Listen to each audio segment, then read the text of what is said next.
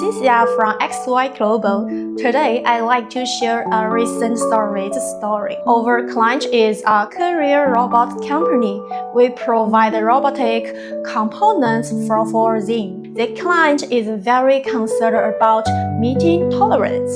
Therefore, during product testing, we focus on ensuring that tolerance meets their requirements. Throughout our collaboration, we don't have tolerance issues. However, there were some areas of inadequate communication during the collaboration, leading to an issue with the surface finish. Regarding surface finish thickness, unless the client specially requests it, we adhere to the standard. However, our standard thickness differs from the standard in Korea, leading to modification to the final product.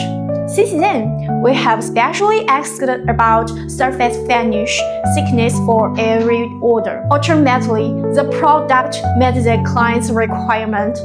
Through the partnership, we earned their trust, and they continue to place orders with us. Thank you for listening our service story.